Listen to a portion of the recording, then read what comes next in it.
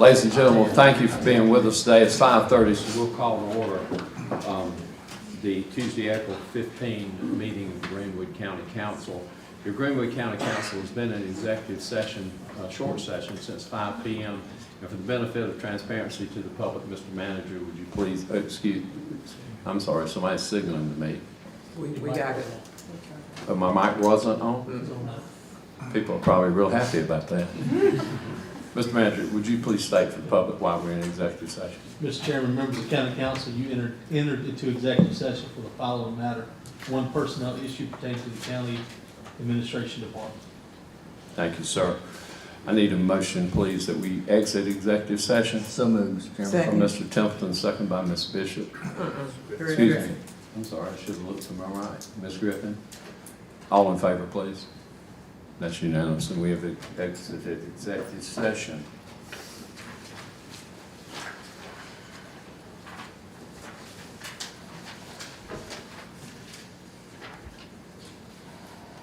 We don't have any action to take coming out of that session, so we'll go ahead and open our regular meeting now. We will do so with an invocation. We would ask that you please stand while we pray, and afterward we will pledge allegiance to the American flag.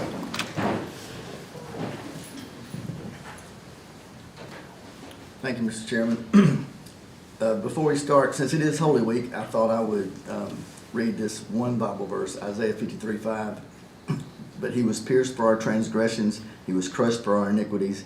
Upon him was the chastisement that brought us peace, and with his wounds we are healed. Amen. Let us pray. Dear Lord, we thank you for this day. We thank you for the opportunity to gather here today to do the business of this great county we call home. Please watch over our first responders who keep us safe. Be with all those who are here tonight to witness this meeting and to take part in the activities. Be with our armed forces here and abroad that keep us safe. And we just thank you so much for all that you do for us. May everything we do in this meeting be pleasing unto you. In Jesus' name we pray. Amen. Amen. I pledge allegiance to the flag of the United States of America and to the republic for which it stands, one nation, under God, indivisible, with liberty and justice for all. Thank you for that invitation, Councilman Templeton. I trust that council, you've had the opportunity to review your minutes from our last meeting, and if so, I will ask for a motion that we accept those minutes. Motion to accept. Ms. Griffin? Second. Second by Ms. Miller. All in favor? Thank you. So ordered. We have, as I said, we have nothing to come out of our executive session. We do have several presentations tonight. And Councilman Templeton, I believe, is going to take care of our first presentation, sir. Be happy to, and I'll get y'all to come down in a minute. I'm gonna recognize. It's my great honor to recognize the Greenwood High School Lady Eagles for. Y'all can clap. It's all right.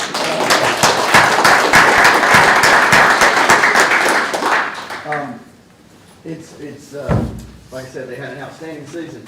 Coach Childs, why don't you just come on up and bring your team and coach with you. And push this out of the way so we're going to do. Okay. Okay. She's strong. She's strong. He's got wheels on.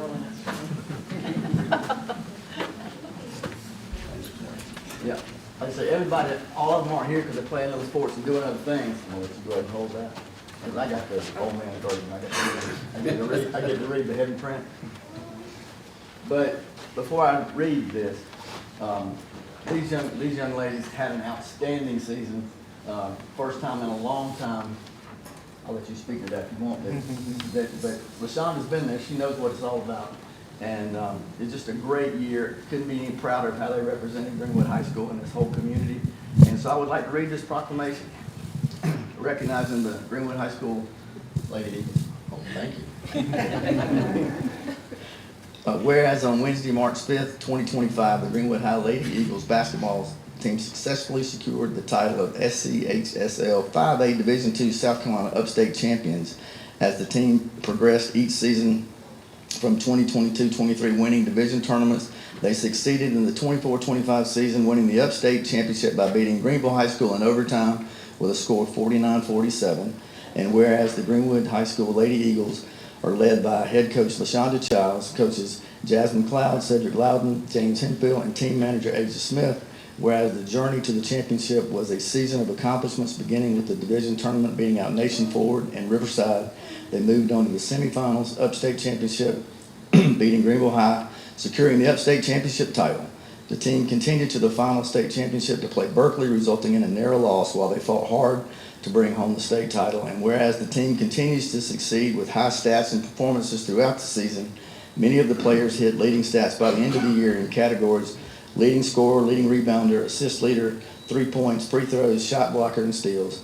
Danielle Oliver scored her 1,000th career point this season and earned all-state honors. Ty Johnson, Cameron Oliver, and Danielle Oliver earned all-region honors this season. And whereas the 24-25 Greenwood High School Lady Eagles basketball team consists of Cameron Oliver, Nebria Payne, Janaria Lewis, Ellison Whittington, Danielle Oliver, Paris Lima, Mingay Name, Nariah Carroll, Takiria Johnson, Karina Ra, Cameron Fuller, Anaya Johnson, Zariah Hamilton, and Araya Griffin. And whereas the Greenwood High School ladies basketball team, along with their dedicated coaches, continue to represent Greenwood County successfully and positively with exemplary sportsmanship, now therefore be it proclaimed that Greenwood County Council does hereby extend their congratulatory accolades to the Greenwood High School Lady Eagles basketball team, wish their players, coaches, and family members who committed their love and support along the way continued success through their performances and educational journeys. Presented this 15th day of April, 2025.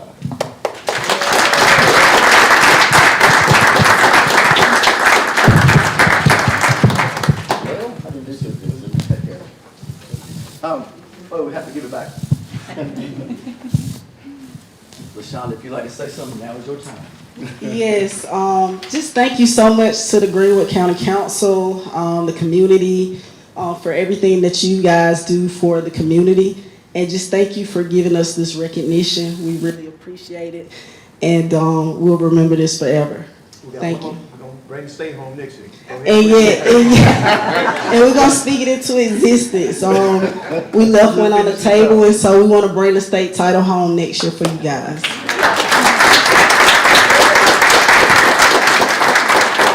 Y'all want to come down and get a picture with these folks? Absolutely. Come on. We'll put it on you and get tight.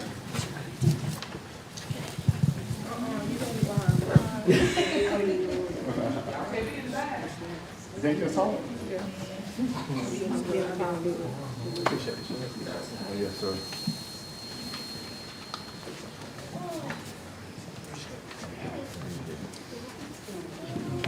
Come on in here. Pretty lady.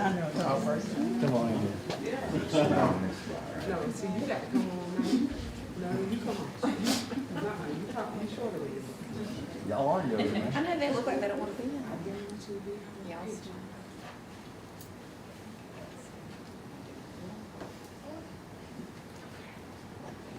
All right, y'all good? Y'all get all the pictures you need? You still want one more? Okay. All right.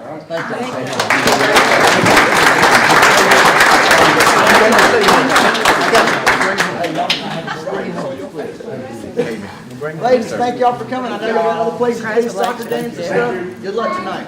Hey, before y'all leave, I'm just curious, how many returning players will be back next year? 10. Wonderful. 10? Yeah, 10 are able to return. Excellent. Graduating seniors. Excellent. Congratulations.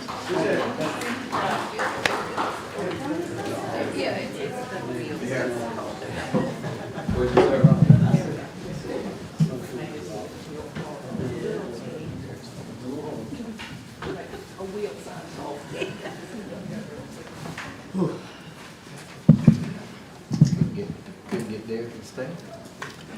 They got, like I said, they got a soccer game. They were hustling to get out of here. Very proud of the Lady Eagles. Thank you, Councilman Templeton, for that presentation. Next order of business, we do have a quarterly investment report from First Citizens Bank. Neil, I believe you're going to handle that for us? Yes, sir.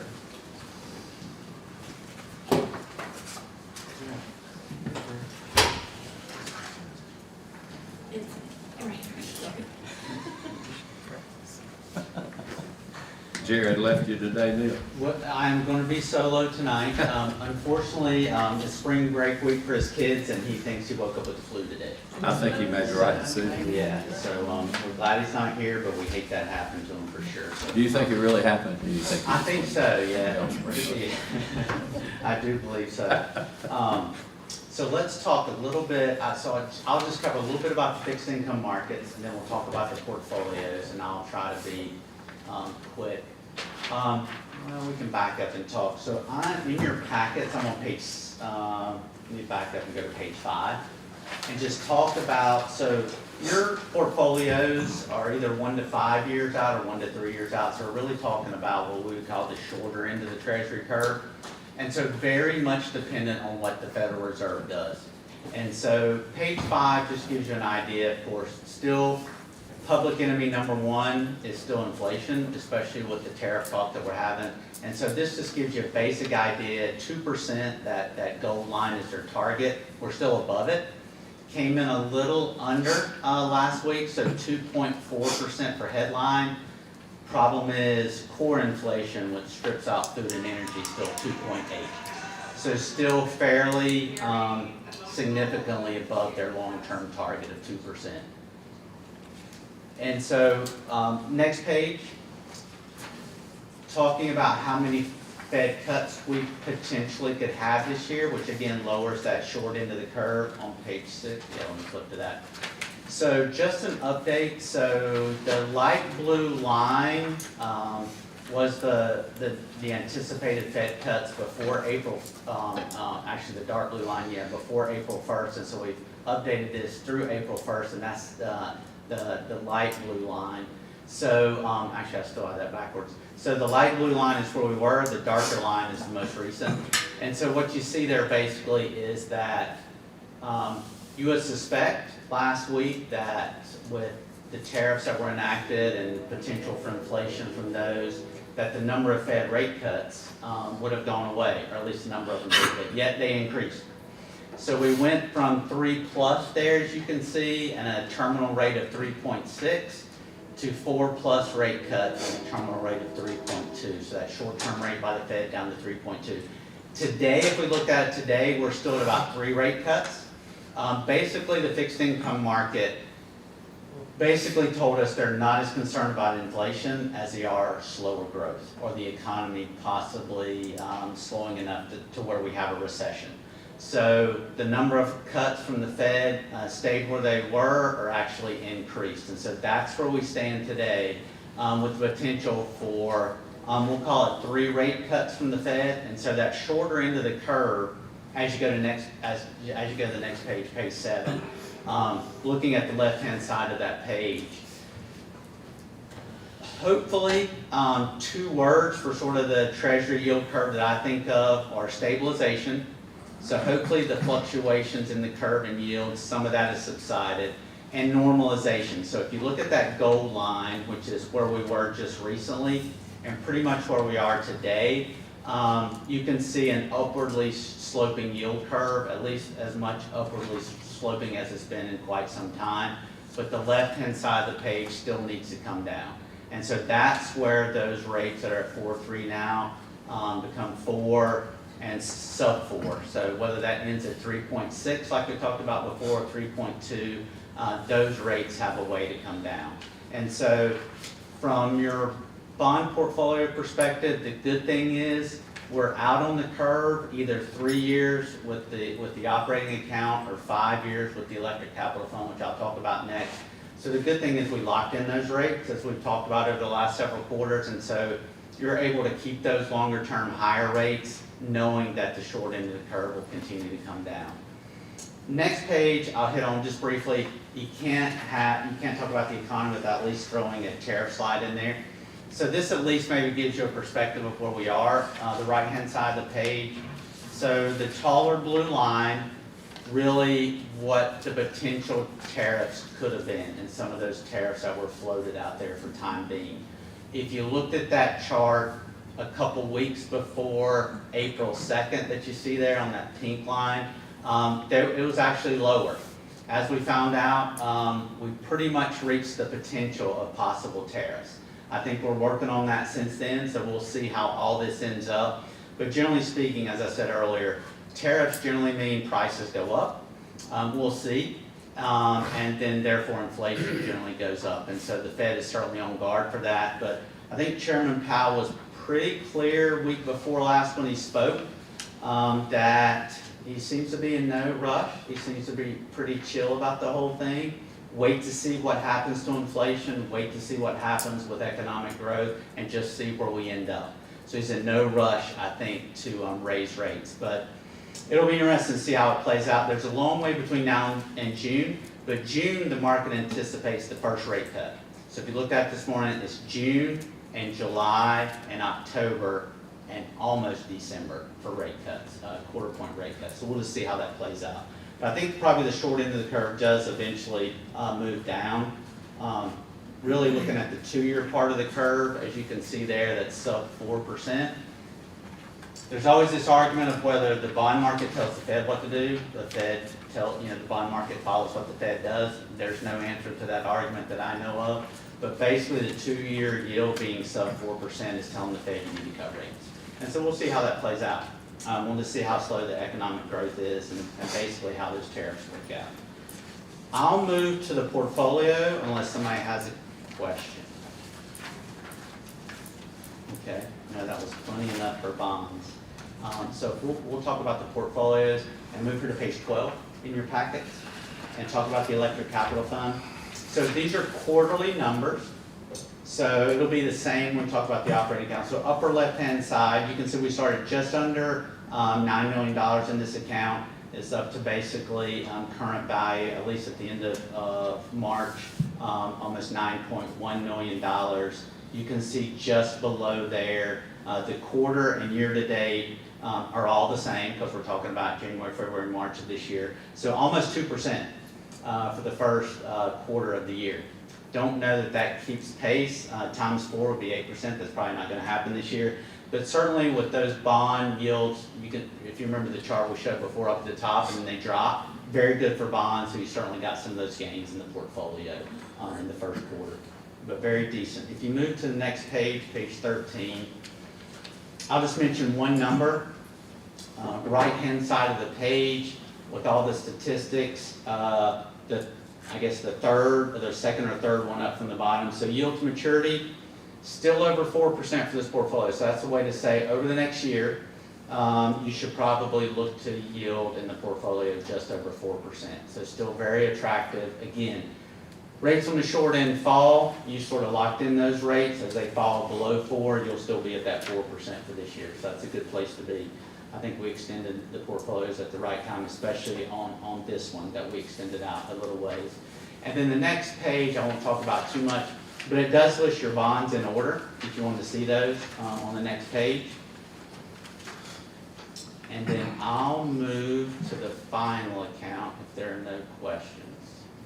Okay, let's go to page 19 and talk about the operating fund account. So same with this one, quarterly information. So first quarter of this year, you can see there 62.2. It's now over 63,000. So again, nice gain in this account. You can see just underneath there 1.52% for the quarter. So 1.5% you gained just for the first quarter of the year. Again, from yields moving down. This one though, it's interesting to see a little bit less than the prior one as far as quarterly return. It's just really based on the maturity, how far we're laddered out there. This one's only about 3 years with a couple of straggler bonds that are still in the account from since we took it over, but this one basically only goes out that 3 years. So the other one, you can imagine out another 2 years sort of locked in those higher yields that are on the yield curve. So still not bad. If you go to the next page. Hang on one second. Yes, sir. I know it was a slip, but I just want to correct. You said 63,000. I think that's Oh, yes, 63 million. 63 million, yeah. Sorry, thank you Yeah. so much. Yeah. We thought we were in trouble for a minute. Yeah, no. Definitely a little more than 63,000 in the account. Correct. So last page I'll talk about is page 20.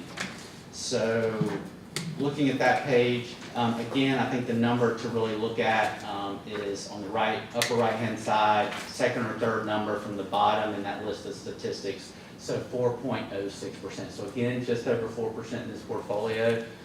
Anticipated return over the next year. Again, a good place to be. Locked in a little further actually on this portfolio, but again, sort of guarded against those Fed rate cuts that'll likely happen this year as the year progresses.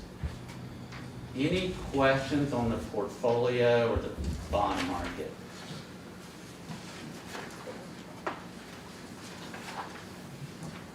Okay, thank you so much. I appreciate your time. So Neil, thank you for being here, and I guess the overarching message there is the Fed's just waiting to see. They're just waiting to see what this tariff, the administration's tariff plan does. They are, absolutely. You know, the question came up in his question and answer session. They don't want to be too late. I think they definitely know that, but he's also been clear, you know, not out of the question what happened in the 70s. Inflation rears its head again, and so tariffs certainly probably a cause for that. And so he's, he seems to be under no pressure to raise rates, and he'll wait and see just how the data comes out as it comes out. Yep. Council, any comments or questions for Neil? Please, podium. Neil, thank you for being Thank here. you so much. Appreciate it. Thank you so much. Our next order of business is proclamation recognizing Keep America Beautiful Greatest American Cleanup Day. Mr. Rob Russian and Miss Amber Napier. And Rob, before you start that, I'm going to take us a quick moment of podium privilege. Amber Napier, and I said this to the manager and the attorney this morning, Amber, you do a remarkable job for Greenwood County. And from me personally, this Upstate Trees event that people think I put this thing together. I didn't put any of it together. It was Duke sponsored, folks, for if any public doesn't know. And people think I put it together. I didn't put it together. Amber Napier put it together. And I have gotten so many text messages, Rob, about what a great job she did. Everything from pulling in more volunteers that were needed to reaching out and gathering stakeholder groups. And Amber, you can say more about it than I can say it, but I can't say enough. I mean, it was, I've never had an event, I've never had a sponsored event where that many people responded so positively with no negative responses at all. So from me to you, thank you for that. Thank you. I think it really does take a community whenever it comes to those types of events, kind of bringing in a little bit of everybody just to have that expertise and to have those extra volunteers. It's super important to kind of not, you know, it's hard to not leave people out, but to just think about, okay, who else can I bring into the equation to kind of help make sure it's a success. Well, I wanted to take all the credit for it, but even my hypocrisy has bounds. I understand. Rob? So just really quickly, again, council had the foresight many years ago to establish this position of litter prevention coordinator. Amber has done a fantastic job. It's been a privilege working with her, but she needs partners. Just like Duke was a partner on that day, she partners with a lot of different organizations. A couple of them that she really partners greatly with at the local level, Keep Greenwood County Beautiful is a great partner. At the state level, Palmetto Pride. And the proclamation here tonight is for the national level with Keep America Beautiful. So I'm going to let Amber just talk about this specific event, and then I'll read the proclamation for you all to consider. So this event is the Greatest American Cleanup. Again, it's a movement by Keep America Beautiful. It's kind of stemmed from what they do annually, which is the Great American Cleanup, usually around this time of year. It's considered the biggest beautification event nationally. So they decided to create it for America's 250th. So starting it now, and then what they want to do is pick up 25 billion pieces of litter by America's 250th. So that would be July 4th of 2026. And I did the math, hopefully this is correct, that roughly estimates about 75 pieces per person, which I think is very, I think obtainable. And then also, I do want to plug this in if I can.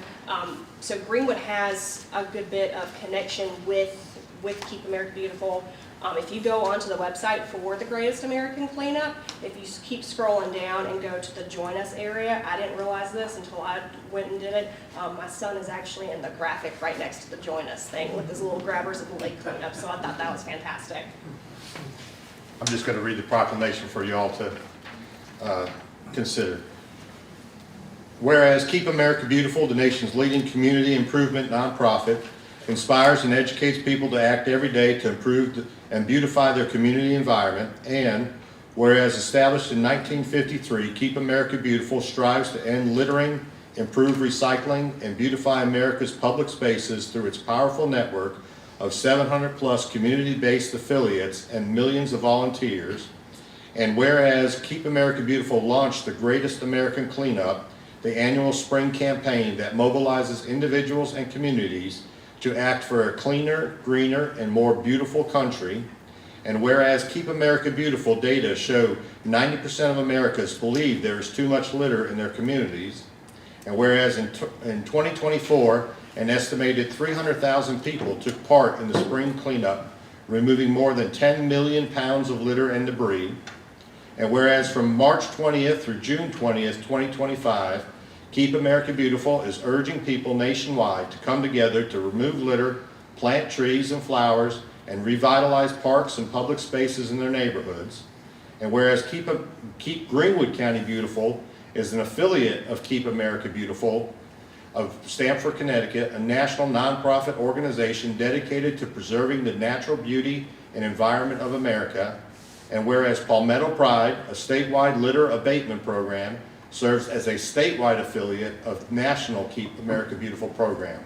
Now therefore, Greenwood County Council does hereby proclaim April 21st, 2025 as the Greatest America Cleanup Day in Greenwood County. County Council urges citizens to take the pledge, invite others to pick up 25 pieces of litter, and post a photo or video on Instagram using hashtag Greatest25. Presented this 15th day of April 2025. Thank you, Rob. We have a motion from Councilman Pruitt, Second. second from Ms. Griffin. All in favor?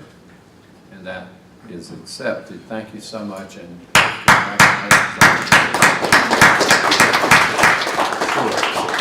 Picture of y'all.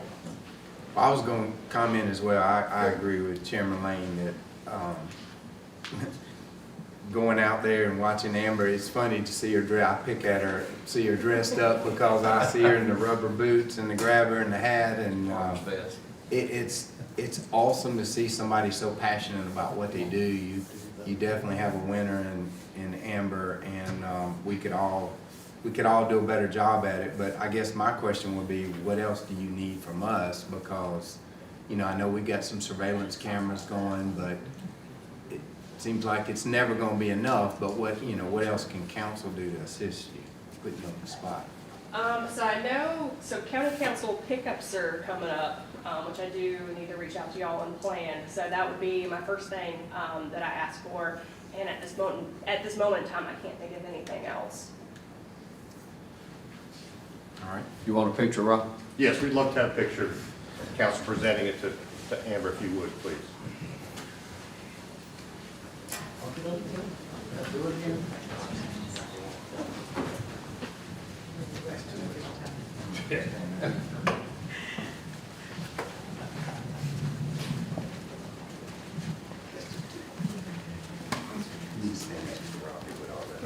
I like it. Come on. I'm going to get on you. I know it. Rude. Was Dane running from the orange? Yeah. Yes. Really? Smart guy. That doesn't usually go in the same sentence together. Take one this way. Watch it.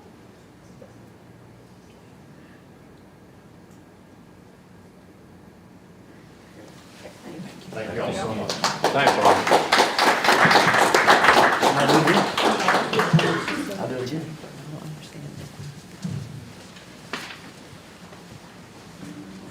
Since I'm on email. There you go.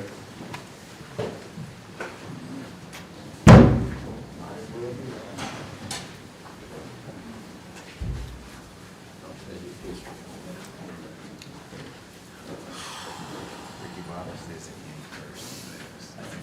Our next presentation is a presentation to provide the status update on the county's Park Plaza renovation project. Our county engineer, Mr. Rhett Templeton, and I think, Rhett, you got some help with you there. I do. When we came, spoke to y'all, I guess, about 2 months ago in February, they sent me by myself, so they said they were gonna do that again. But like I said, we've had some things going on since the last time we discussed, this project. I think when we came before y'all last time, we were still doing a couple rounds of review, with our staff. We've completed that, so as far as the plans go, we've gone through a final round of review with each department that's affected, make sure that they have buy-in, any final changes they wanted to make, so we've returned those back over to our design team. We've had them working on final utility plans, all the details to get us kind of across the finish line to a final construction set, so we're hoping to have that here soon. As far as the renovations to the courthouse, these two gentlemen behind me have been working very hard on trying to get spaces available for some of the staff we had in Park Plaza for their future homes, some of them temporary, a lot of them are permanent. But we have some pictures to share with y'all tonight, just kind of the progress that they've made. And then just some discussions about those moves and kind of what people can expect as far as some of our shuffling around of staff, as well as kind of what those future spaces look like. So we're gonna kind of, that's kind of an overview of what we're discussing tonight, but we're gonna dive into it.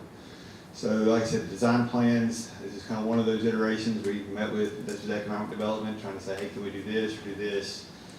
Giving them feedback on how we can best utilize that space.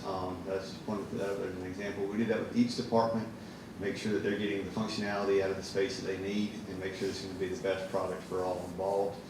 I mentioned utility coordination. If you've been around uptown lately, you've seen the water line going in. We've been working with CPW to make sure how's that going to affect our project. We're hoping that it's going to be greater flows, helps us run a couple of our calculations, so we're excited about that. Been working with the electric department from CPW as well, as far as some of our site lighting, and then just some site considerations we've met with. I think we've talked about just some potential land possibilities with the law next door. We met with them last week and met with the surveyor to finalize just the survey so we can continue to review that possibility. And I think Jamie's done some work as far as getting some trees cleared, trying to get everything ready. So we've been pretty busy. I want to let Jamie talk about some of these renovations. As if there was not enough in the process of this, we decided to change personnel. As I've been promoted to Public Works, Christian was promoted from our HVAC director. So as Rhett said last time, these are the pictures that we showed you. This is the old EMS side, the old engineering side. It was all tore out. You know, we came and said we were in the process of putting this back together. So in the process, I've kind of stepped away from that. Christian stepped in, and he's going to go over some of the things that they've done over the last few months. So you'll see here, we've added some storefronts into the corridors. This is just to add an extra layer of security to some of the departments that are in there. This corridor is the old engineering side. The first door you see to the right is the new probation parole pardon area. Down the hall further would be victims assistance. This here is the lobby area for probation, parole, and pardon. As you can see, everything's been updated. This here will be the entrance to the public defender's office. This is the lobby area for the victims advocate. This here is the entranceway to the new coroner suite. This right here is probably one of the most mentioned and talked about items in the courthouse is the updated restrooms. Just the turnaround from what they were to what they are now is just amazing. So this is the men's restroom. We still have 2 of them that are currently under renovation, but they will look like this also once they're completed. I think last time we came and spoke to you, we had just started that conversation. That's taken place in the last 2 months, and we'll hopefully have that one comes up here real soon. Yes, and to speak a little bit to the budget of this project, our original budget for this project began around $633,000. Currently, at this point, we're at $526,000 in expenditures, which comes out to $20.25 per square foot cost renovation. All right, so we talked about the moving around. I think we talked about some departments that have already moved to the courthouse, but at one of the next stages, getting the rest of the staff out of Park Plaza, we talked about, temporary trailers that we're gonna be putting on site here soon. Last time we came, we had to get approval from the Board of Architectural Review in order to be able to locate them there. We went through that process, got that approval. So we're hoping to get trailers coming in here in the next couple weeks. In the trailers, you're gonna have admin, treasurer's office, HR, registration, gonna be in that second trailer right here. I think economic development is looking to be able to be located at the VA stage for that interim duration while we're waiting on the building to be complete. I mentioned the trees that were cut. If you've been down Park Street in the last week, we are getting rid of some trees, and they're now gone. That's gonna be the location we're proposing for these trailers, and we're excited about kind of where we're heading with that. Great. Any questions about where we are in the process? I would have bet against you on staying under budget in the basement of the courthouse, so good job. That's these two gentlemen. Mr. Chairman, I have a question. Please. On some of the court, that used to be the engineer, which is now I guess, the public defender and some of those, are they occupying those offices now? They are. Okay, I thought it looked like they were. Yeah, So they they're moved back. in March 31st and April 1st. So basically what happened is they were here, they came down here. They were in Park Plaza. We vacated the second floor of Park Plaza, Okay, that, and all of those I got suites, you. including solicitors, they went across town, and then probation and parole, the coroner's office, and all the rest of those groups moved into the basement. Okay, so those offices are vacant now, ready to be renovated. We have a couple of storage rooms left up there that are just, we've grabbed over the years, but for the most part, yes, the second floor of Park Plaza is vacated at this point. Vacated. So it's ready to start renovating. So who are we relocating in the trailers? This is the first The first floor. First floor. The first one, which is The you. voter registration, admin, HR, treasurer. And economic development. Economic And development. economic development's gonna go to To the VA. VA. But the trailers will be those four. And we had to, we just redid voters registration suite several years ago. But for some of the abatement that had to be done, the skin had to come off of the building. So they've got to come out temporarily for that skin to go back on. So voter registration is gonna be in a mobile trailer somewhere for some period of time. Well, The same across the location. Parking lot, yeah. Right. Will that, how long will that renovation, when will they? They'll be up for the same amount of time we're estimating a year. We've talked to them extensively about what elections they have coming up and what kind of alternative plans we can work through to make sure that that's as seamless as possible for the public. That was my concern, the election and people being able, there's good Yeah, walkways to get to it. We were actually planning on coming out of Park Plaza sooner. We met with them. They have an election Mid-month. mid-month of May, so we pushed back behind that deadline so they could get all their stuff back in and work with them on that. All right, thank you. Any other questions I have? If not, I have a question. So when we final out on this work, from a, you guys know me, I'm a protection guy. From a security standpoint, the access within the buildings, particularly in the areas where you have maybe public defender's offices or interaction with anybody that has any kind of legal or criminal charges associated, are there barriers for access once you get into the building? What's that gonna look like? Well, that's all in the courthouse. That's those storefronts that Christian was showing you. Those are part of that controlled access. It's just for that purpose. Go back to that, please. But all those staff go through the front entrance of the courthouse. That goes through the security desk, goes through the metal detectors. All that is part of that process for the security of the courthouse. So all those functions being in the courthouse has been a benefit, and I think an improvement on what we were doing before. And where you are in that picture, just to orient you in the courthouse. Right. Is if you come by the security desk and you come down the steps, just like you were fixing to go to building inspection where it used to be. That door to the right used to go into the planning conference room. So once you get to there, without badge access, you cannot go behind Okay, to go to the back side, and there's one just like that on the other side. Similar setup to what's on the second floor where you have court. You've got a public section on the front, there's a smaller section, and then the employees on the back. so if I blow by the deputies at the front, I'm still gonna hit a barrier, and that's where I was going. You could get to a lobby is the only place that you could get to. Okay. Yeah, you can see the phone, I guess that phone is to call if you're there and need access. It's to call them. We do still have Tom's department still back down in that area, so if somebody needs to get back there, they can call IT and get in touch with them. Council, any more questions or comments? Looks great. If not, thank you, gentlemen. I think you're doing an excellent job. Thank you. Appreciate it. We'll move now into old business.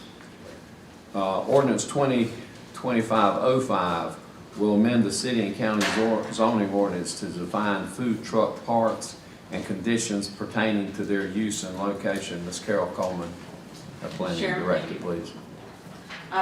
This came about as a result of, let me take that, thank you. Thank you. As a result of a request on this particular site, which is in the city. We have a food truck that's operated there for some time. To acclimate yourselves, the building that you see above the red outline property is the old Food Lion that is now, it's on Edgefield Street. It's now a mini storage, or indoor storage facility. And that piece of property was vacant, and the owner of a food truck wanted to go there and negotiate with the property owner to go there. So he came to us and wanted to know if he could put another food truck on there. The way our ordinance is written would not allow that. So we looked at the possibility of doing a two-pronged approach, and this would be the location of a food truck pod, which means more than one food truck, but not a group of them. And the property is big enough, they have adequate parking because the business there would allow them to have overflow parking where it's all asphalted and everything's good. But the food truck park became something that we want to talk about too, which is actually a business venture. So these are examples of some in the upstate mostly and the lower part of the state too. I've been to the one in Spartanburg, I've been to the one in Murrells Inlet more times than I can count. These are examples of locations where you can have multiple food trucks set up and people can come out and enjoy them. And again, in Spartanburg, that's actually a plaza that they do them on, but the other ones are actually business sites. That's the picture again of the property, that's general commercial. So the idea was to allow these in the commercial districts that already allow food trucks. Future land use. These are examples of food truck parks in different parts of the state. This one's in the upstate. This is in Greenville. And you can see they have some permanent structures on some of these, but most of them just have allowances for food trucks. In some of these, they also have they've created the ability for people to have restrooms on site, which is a good thing. These are more of the one in Greenville. And then, so the language of the ordinance would allow for a food truck pod to be located, so up to 2 to 3 food trucks on one piece of property if it's large enough. Food truck park would allow for a commercial operation, which would be reviewed just like any other commercial business. So they would have to have landscaping, possibly lighting, they could have signage, more than likely would have to have a restroom facility on site. But you could have a number of food trucks that could line up very much like the ones we looked at just a moment ago. What would be the minimum acreage of that? It would depend on the district that it's located in.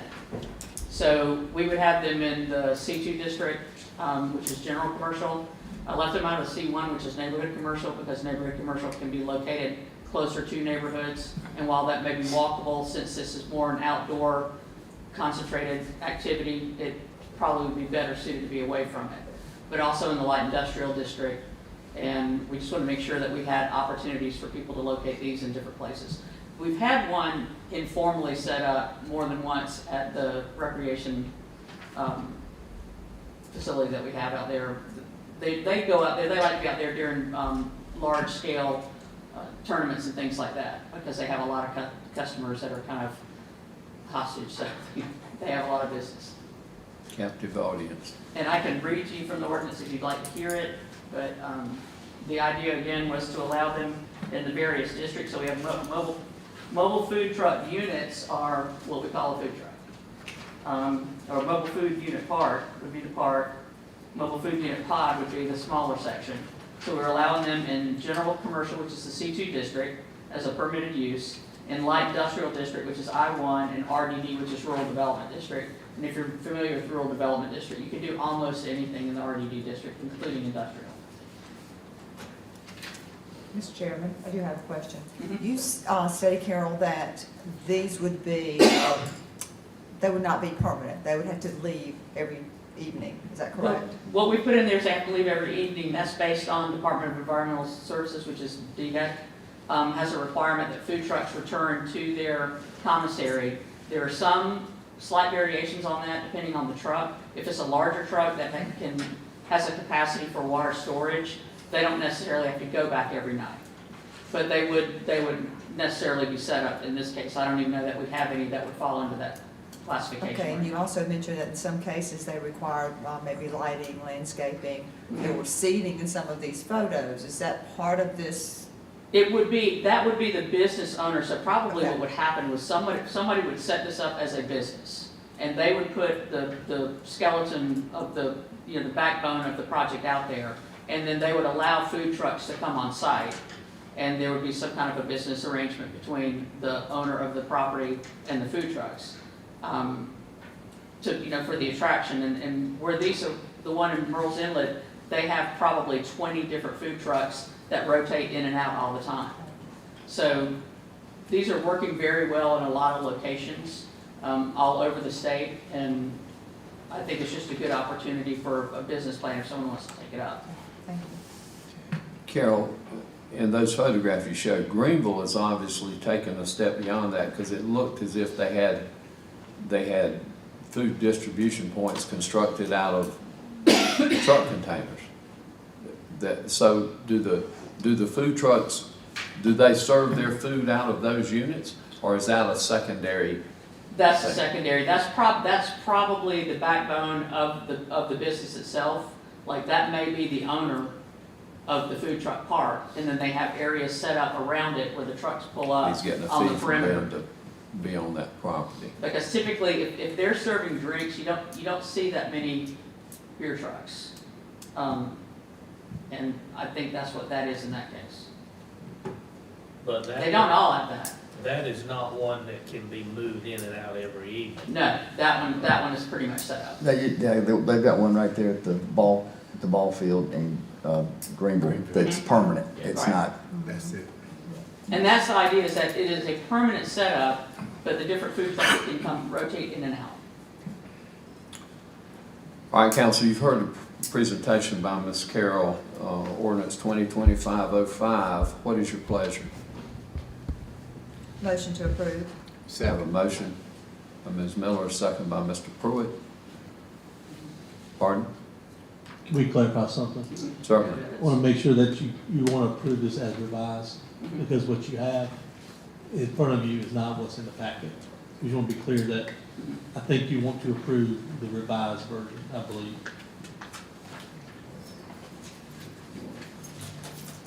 Yes, let me amend my motion to approve the revised. Yes, thank you. Thank you. Second. So we have a motion and a second. All in favor is presented. Any opposed? And that's so ordered. Thank you. Ordinance 2025-06 to amend the Greenwood County zoning map and as and if amended so that one parcel of land totaling approximately 8.12 acres at 3211 Highway 72-221 East, Greenwood County, changes from PDD, Commercial and High Density Residential Plan Development District, to PDD, RV Park, Medium Density Plan Development District. Ms. Coleman, please. Mr. Chairman, we had a lot of discussion on this one 2 weeks ago. So you can see this is part of a PDD that's been in place for a number of years. This piece was cut off and rezoned, still under PDD, to allow for townhome development. And it calculates out to being high density, so it's the Kent Place PDD. The property next to it goes all the way up to the side of the KJ's Market Shopping Center. But this is a piece that's on off to the, coming back towards town. So this is the approved site plan for that property. If you look to the right, you can see 72-221 and an access point, and you can see the units and the parking that's around those, and kind of jagged rear property line of the property. So that's what's currently approved, and I think that was approved for 54 townhomes or duplexes. So the future land use that's in the comprehensive plan shows the majority of that property as being commercial for future land use. The back side of it does show up as residential, but predominantly what's on that property for future land use measures out the commercial. This is looking from the property. The top left picture is looking from the property across 72221, or the westbound lane, I guess. And then the picture on the right, on the bottom, is actually the property itself from 72221.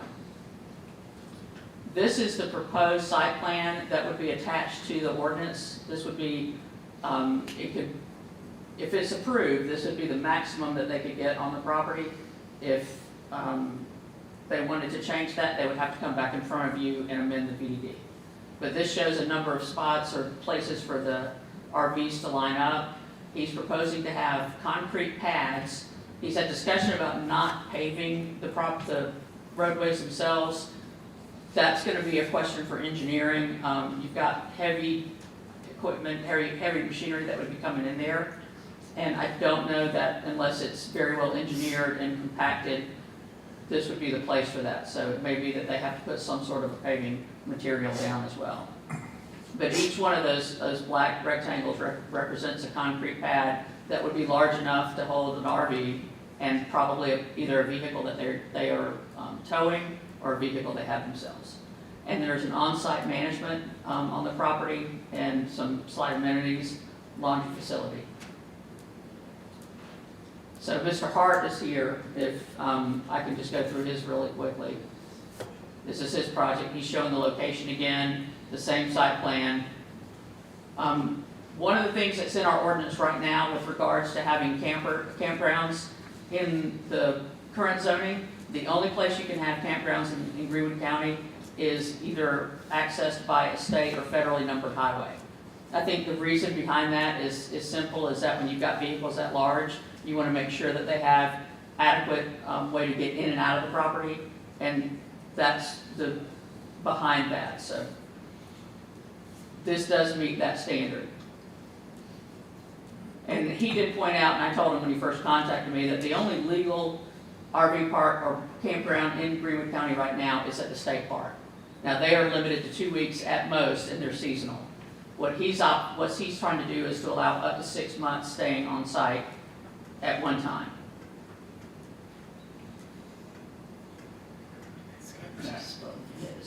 Okay, that's everything we've got in there. If you have any specific questions, I'll be glad to address them.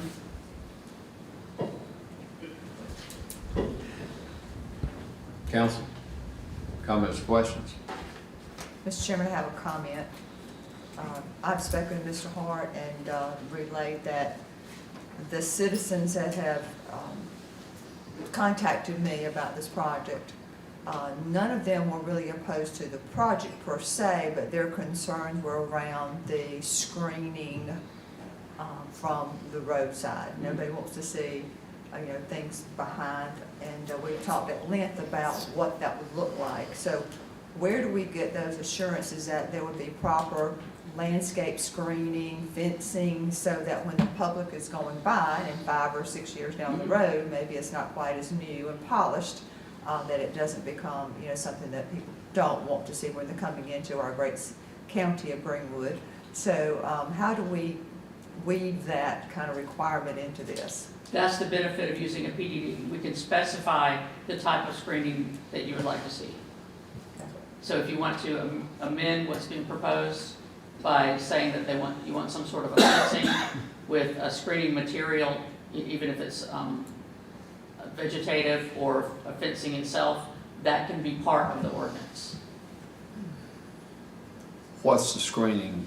And I'm sorry, I just don't remember. What's the screening requirement now? Right now, I mean, just in general, it would Right. be just like a commercial development where we would require a buffer of landscaping. It would not be required to go to a certain height at this point. We don't have the language in the ordinance outside of what's been put in here that would require it to go any higher.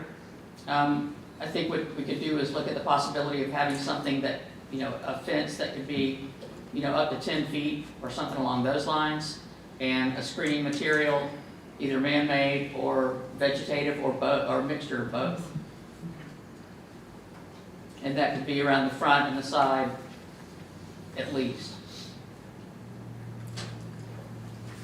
And I would state publicly that I would be much more comfortable with some mature landscaping to go in along that 72 entrance. Any other comments or questions? Mr. Chairman, I would say that I agree with Ms. Miller.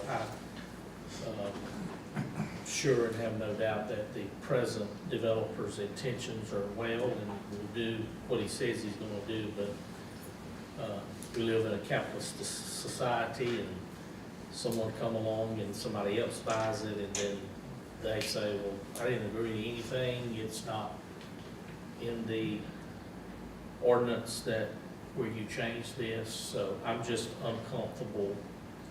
The taxpayers of Greenwood County have spent a lot of money on the main corridor coming into that end of the county from there.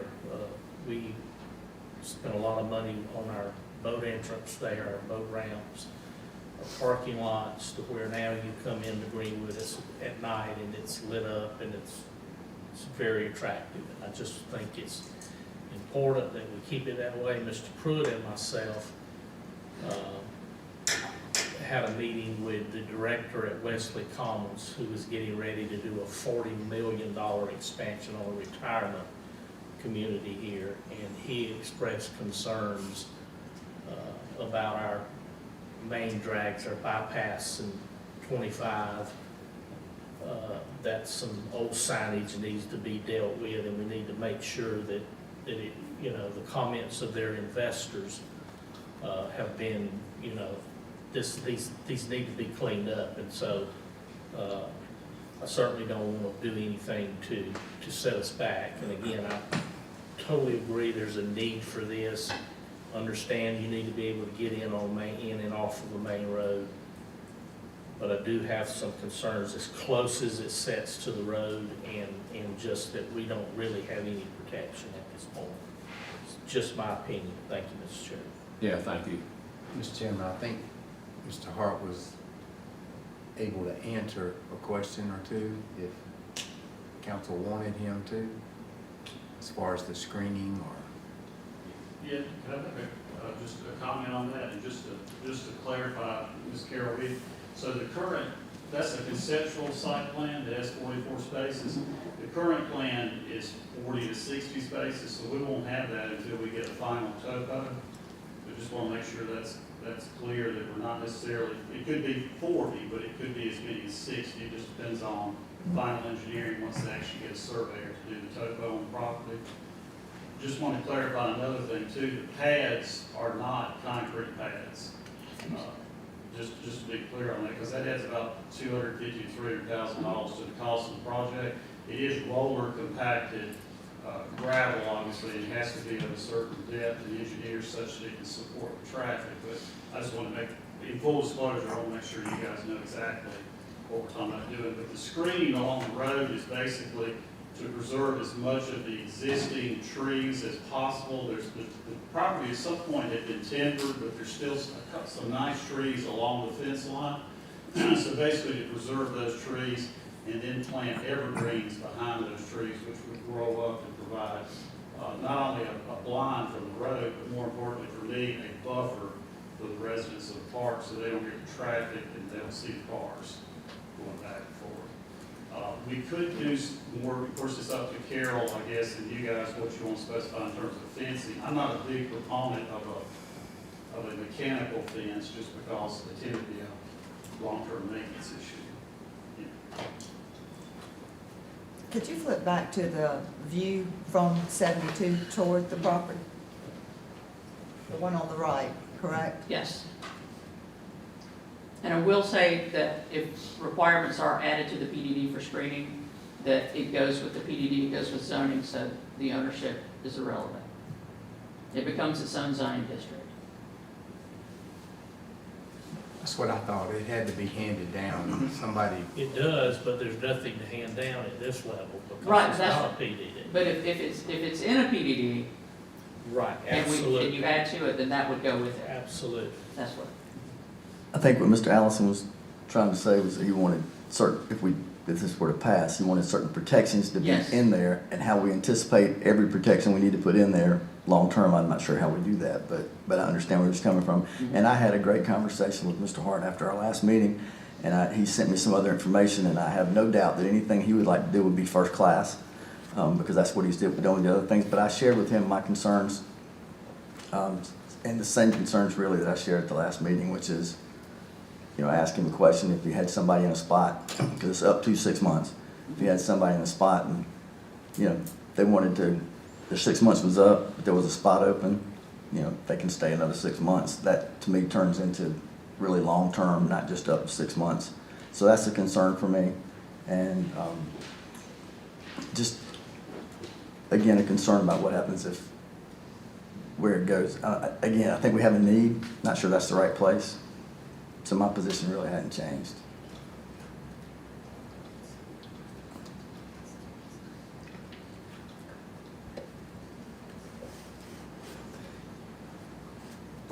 Question is being posed to me that could this approval be tabled until such time that we could look, Madam Attorney, that we could look at maybe PDD requirements and something. Frank, you and I have had conversation about this. I'm a pro-business guy. I've never liked the location. I was transparent with you about that. And I think for me to get comfortable with the location, I gotta know what it's gonna look like. And I do agree with Councilman Allison that I'm not worried about what it looks like under your ownership and leadership. I'm worried about what it looks like if that changes. So again, Madam Attorney, what would be your guidance on this? Yes, you may do that. You can table it and then you can beef up the requirements in the PDD. And then when it comes back to you, vote again. So I would suggest that you get to Carol, and we'll all work together to make sure it happens. But get to Carol what your concerns are in writing so that we can be sure we address them in writing in the PDD, and then talk to Mr. Hart and make sure that everybody, could come to some sort of conclusion together before we bring it. And I have no guarantee that it would pass then, but I will say this. I've had more calls and contacts over this project than I have had over any project, I think, since I've been a part of this council, which is a bit telling to me. So, council, you've heard the attorney's comments. What's your pleasure? If I'm stating this correctly, I would make a motion to table until further development of the PDD. You've heard a motion to table. Do I have a second? I second that, Mr. Chairman, and I do have also a comment I want to make. Certainly. I would like to be sure we get a lot of good information. It seems like the information has changed from it's going to be concrete, it's not going to be concrete. So I want to be sure as I vote on this that I really know. That's part of my problem. There's been some movement on this to where I don't know if we know what we're voting on, or I don't know what I'm voting on. So I would just like a lot more clarity of, exactly where is it going in, how far off of the road is the first unit, is it concrete with gravel around it, or what is it? So for me to make what I believe is the right decision, I just need more information. So I second Ms. Miller's. Councilwoman Bishop. Yes, thank you, Mr. Chairman. Mr. Hart did a really good job explaining his plan for the park the last time. And the only question that I had for him, and I did call him this last week and had a really good conversation with him. I felt that he was being honest with what he was doing, but the only thing that I feel is upkeep. That was the only thing for me is, you know, would it be maintained? But the thing about it is every time we move forward with anything, we have no guarantee. There's no guarantee that whatever project we vote on and approve, that later on it won't be sold and something else is done, and somebody else comes in and doesn't have the integrity of Mr. Hart. So that's still gonna be our issue once we fix the PDD, the way everybody is comfortable. So, but yeah, I do like the project. I feel that it is gonna be something that is very good for Greenwood. I'm excited about it. I've met a lot of traveling nurses from Georgia and different places, and we do need some place for people to be able to stay here. You know, when they're traveling, because that's a lot to go back and forth when you're, you know, working in our city and Greenwood and in our county. In Greenwood, we have a great hospital. I mean, you know, we just have so much to offer, and I know that we are so used to doing things the way we're used to doing them, but I think it's time to start looking at some change, and that's going to be something that's really going to be a benefit to us in the long run. So that's where I am with it, but I'm excited to see it go forward. Thank you, Mr. Hart. Thank you, Ms. Carroll, and thank everybody for their insight. But that's where I am. Thank you, Ms. Bishop. Councilman Pruitt, Vice Chairman. Yeah, thank you, Mr. Chairman. It's a good segue, Ms. Bishop, into some of my comments as well. I agree with you, and I think anytime there's change, people are hesitant. You've heard everyone say they feel there's a need for something like this, and ironically, we just got through approving a food truck park, which is also something different. I didn't hear as much concern on that one in the upkeep of those as I did on this, but I went back and did a little bit of a history on the property itself, and what I pulled from the PDD had been done since 2007. Mm-hmm. So I mean, you know, this thing's been sitting there 18 years with nothing being done.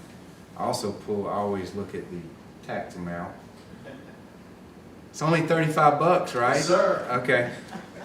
So, you know, I would imagine that would generate a little bit more tax revenue for our county, which is always something of interest to me as well. But anyway, I just thought that was interesting that it's been in place that long. So, Carol, I know you've done a good job, and I'm good with council wanting to do it right, and take a minute and do that. And I too, Ms. Bishop, I agree. Thank you, Mr. Hart, for thinking of Greenwood County and wanting to invest in Greenwood County and thinking outside the box a little bit. So, thank you, Mr. Chairman. Thank you. Any other comments before we vote to table? So, I think, in summary, this is a bit more of a, from what I'm hearing, a problem of geography more so than need within the county, and just a need for Frank for some assurances. So I think we've probably talked it to death. Have a motion and a second. All in favor of tabling this to go forward with a proposal for a PDD on this particular parcel? All in favor? And that's unanimous. Thank you. Thank you, Mr. Chairman. Thank you. The next item of business, item C, ordinance 2025-09, revoking the special source revenue credits for Ascend Performance Materials pursuant to ordinance 2011-09. Mr. Bateman, our Economic Development Director, please, James. Thank you, Mr. Chairman. Good evening, members of council. For this second reading, we want you to know before voting, this is looking at cleaning up past agreements between the county and the company since the announcement of their closure in October of '24 and their final production in January, February of 2025. Staff going back through and cleaning up those agreements. So more details to follow if and when we have their meeting on this ordinance. So ordinance 2025-09, council, any questions or comments before we vote? I'll offer you a motion. I second. I have a motion by Mr. Pruitt, a second by Ms. Bishop. All in favor is presented by Mr. Bateman. That's unanimous. Thank you, James. Next, we have a public hearing. Now, our public hearing is in regard to this. Am I reading this right on our agenda, Mr. Manager? Yes, A and B, sir. A and B.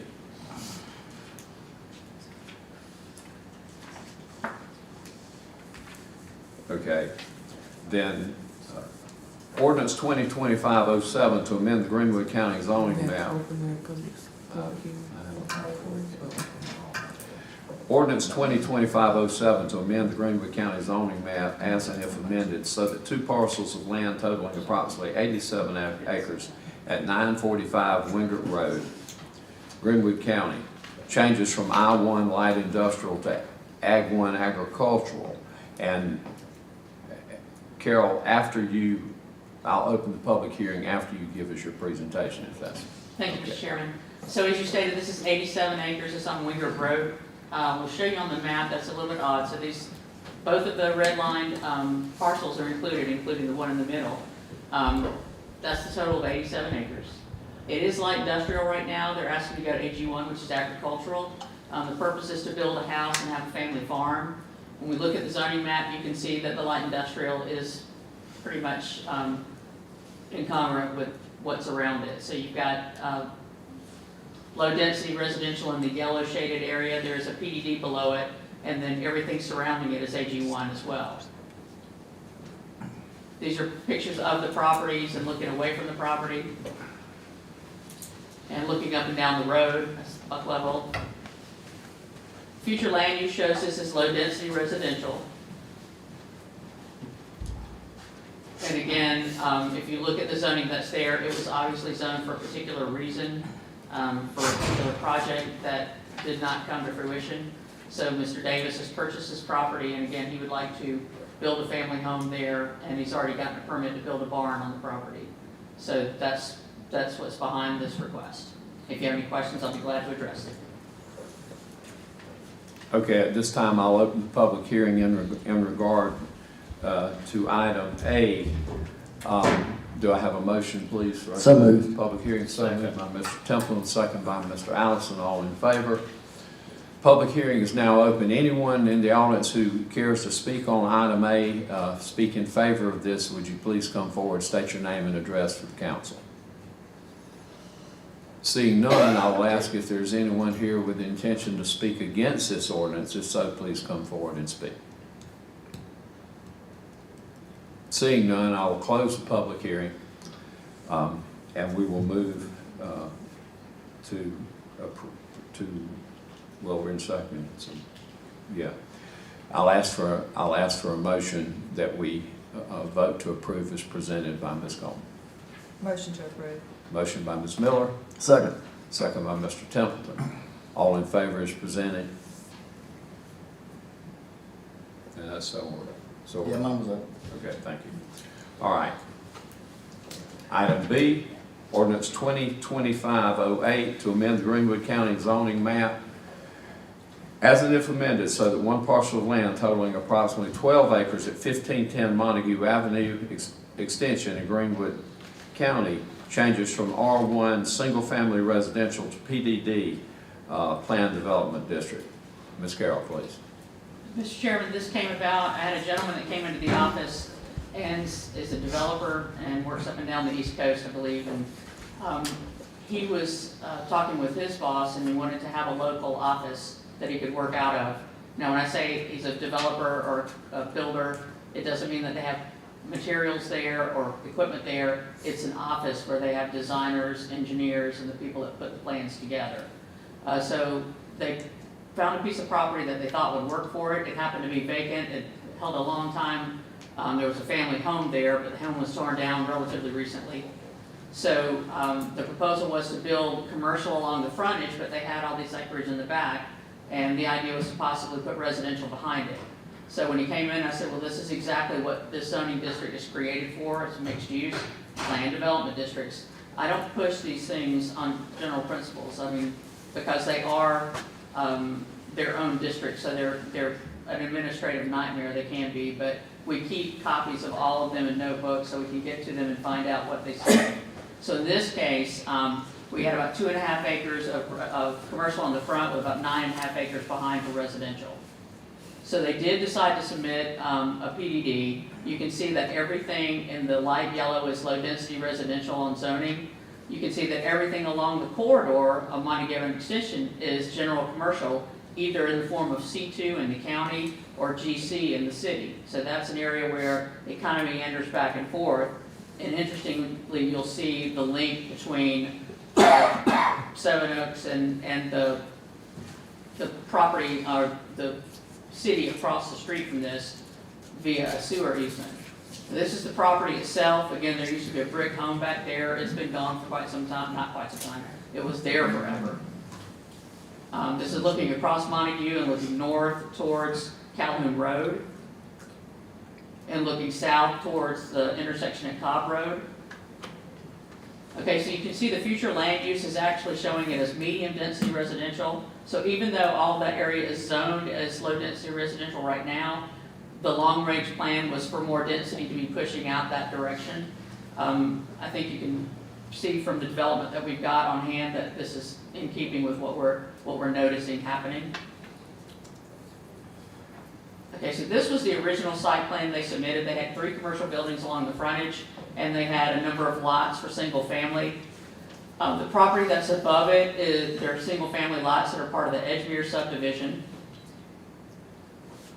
And then when we got ready to go to Planning Commission, they revised it and formalized it a little bit more than just a sketch. The green that you see around the exterior boundary is a PDD buffer. So normally, when you have planned development districts, you do require a buffer around them. So that's normal, so that anything that's on the inside of the PDD, because they're getting special consideration to get a mixed-use zoning district to separate them from the surrounding properties. So we asked for, How heavy is that buffer, Carol? It's 25 feet. Thank you. Yes. And I'll show you again in a moment, there's something else that comes into play on this lot as well. So when they came back with it, there was some concern about how dense the houses were, how small the lots were, so that on average the lots look to be about 40 feet wide by 100 feet deep. That is small, I will give it to you, but the buffer separating it from the surrounding properties is pretty substantial. It's not just the 25 feet on the northern side. There's also above it, and they revised it to show that they could have anything in the R5 district except apartments and multiplexes.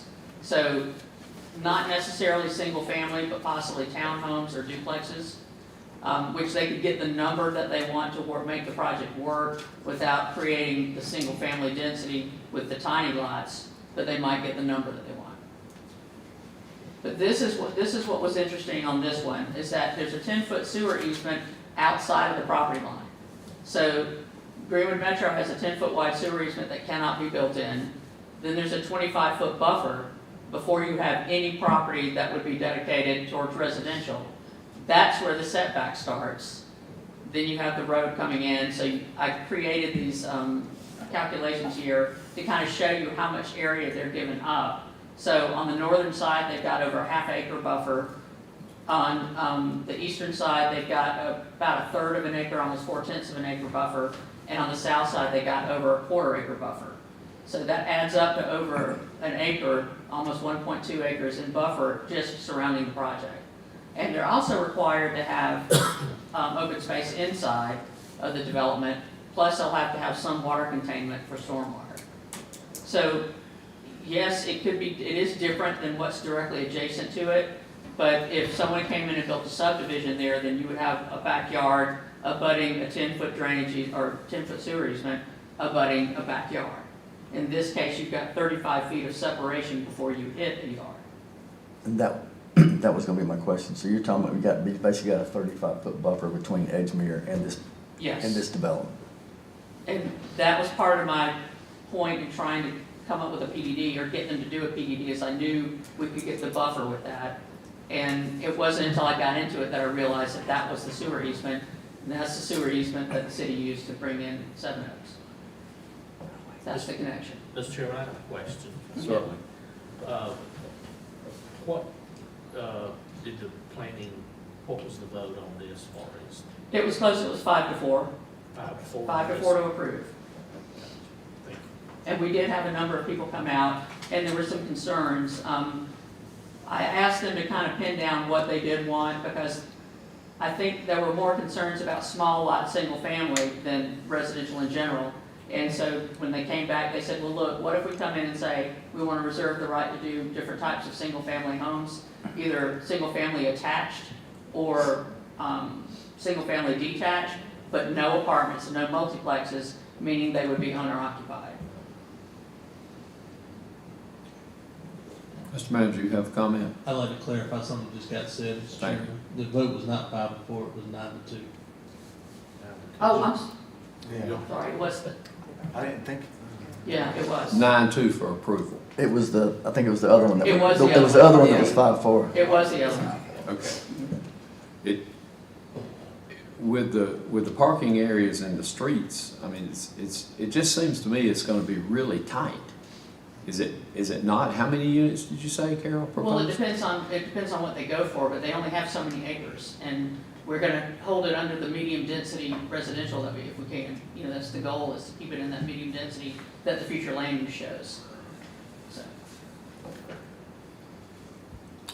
Okay, I see that Ms. McIntyre has told me that Mr. Jack Copeland's here tonight, and I think Jack, you're gonna speak in favor of this, obviously.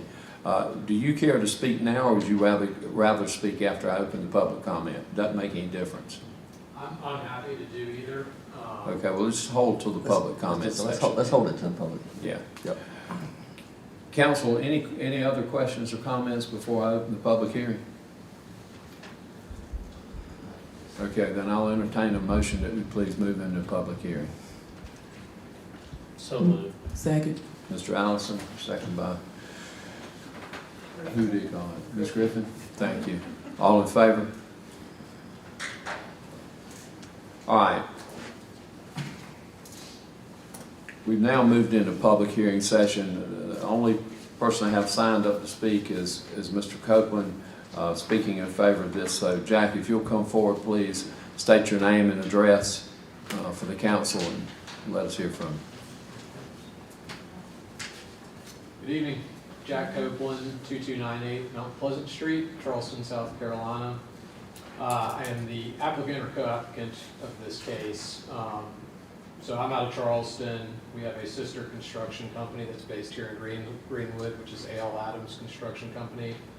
I think Carol mentioned Patrick Griswold might have previously spoken in front of the Planning Commission. My company is more of the development arm. We do work up and down the East Coast, but primarily focused in South Carolina. We've owned property for a long while in Greenwood. We currently own the Monster Self-Storage Facility, which is a stone's throw away from this project.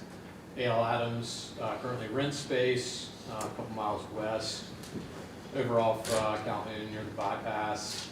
So the intent here is for them to build a permanent home for themselves. We like this property in particular. We would accommodate both their office. I think we could build enough office space to accommodate a couple other local businesses, and then add the residential component to the rear. From what we heard, there was a lot of discussion about what the residential product would be. Candidly, I'm not a residential builder. We don't have experience doing that, so the idea of the zoning case was to seek a PDD that allowed some flexibility. We would likely bring in a partner to help us build out the residential portion. Our intent is not to build apartments, so I talked with Carol at length, and we kind of came up with R5 as being the best district to site in the PDD that would still allow us some flexibility, as you saw from the exhibit, Big X through the multifamily. So we're trying to keep our options open. I would pretend to know at this point in time what this particular submarket within Greenwood would demand as far as housing product. But again, we're trying to find a home for a local business and build a nice residential product in the rear. Let me ask, and you may not know now, do you have any idea who your construction partner may be if this is approved? On the commercial portion, it would be A.L. Adams Construction. Okay. On residential? The residential, we do not know. Don't know at this time. Council, any other questions or comments? Okay, thank you, Jack. Thank you. If there's anyone in the audience who cares to speak in opposition to this, I would ask that you please come forward, state your name and address, and speak to council. Seeing none, I'll ask for a motion to close the public hearing. So moved. Ms. Griffin, second by Mr. Templeton, all in favor. And we have closed the public hearing. Council, you've heard the presentation on both matters by Ms. Coleman now. What is your pleasure? Mr. Chairman, I'm going to offer you a motion to approve. I second. Have a motion and a second by Mr. Allison and Ms. Bishop. All in favor? Well, hang on, Mr. Chairman, when you, Excuse me. Discussion. My bad, you're right. I was just gonna say that, that sits in District 6. I've had a couple of calls, and surprisingly, and I was expecting there would be more pushback on the commercial side than there was on the residential side, and it was just the opposite. However, I believe that a lot of the concern has been addressed through the buffer between the Edgemere subdivision and this particular property. Now, I might hear differently after this vote tonight, but that's what I'm hearing right now. So I just wanted to share that as what I've heard from the residents that have called me. Bless you. Any other comments or questions? All in favor as presented? And that's unanimous. Thank you, Ms. Carroll. Thank you.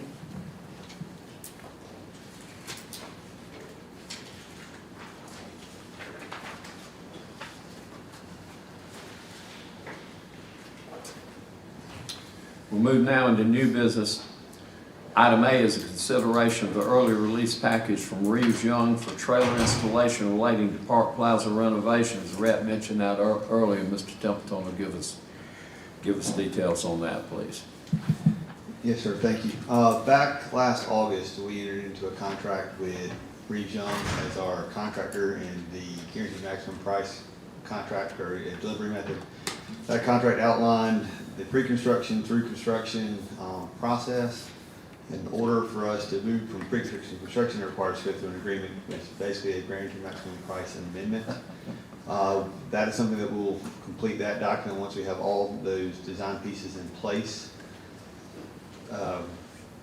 But because we don't have all those pieces in place to allow us to get started on just getting ready for those trailers, it's called an early release package, and that's what I'm asking y'all to approve tonight. Now, in y'all's packet, there was, I think, an address change that needed to be made, as well as a title to the county manager needed to be changed. Those have been made. I got that document back today, but I think the one in your packet had a few edits.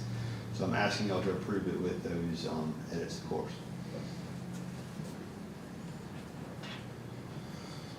Council, what's your pleasure?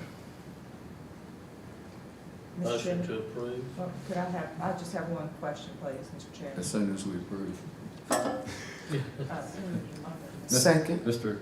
Templeton? No, No. I know I did fuss at you about discussion, I'm sorry. Yeah. No, but Mr. Allison gave you a And I motion gave to a approve as second. I got a- revised, I got and a she second. gave the second, so now Kathy's. Now. Any discussion and comments? Thank you.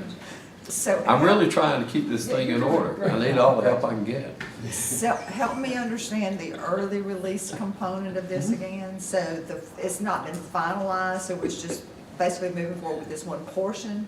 Yes, just that portion. So, like I said, we committed funds in our contract back in August of last year.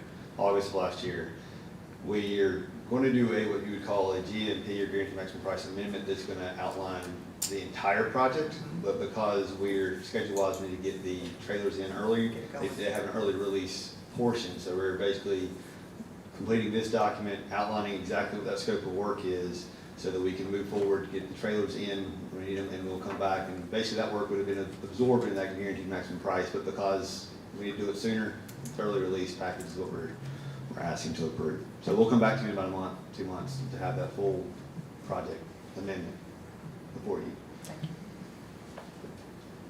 Are there any other questions or discussion before we vote? What kind of money are we?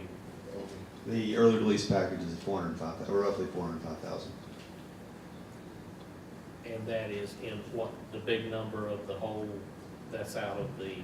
Yeah, we committed $9 million in that contract in August, so this is $405,000 of that.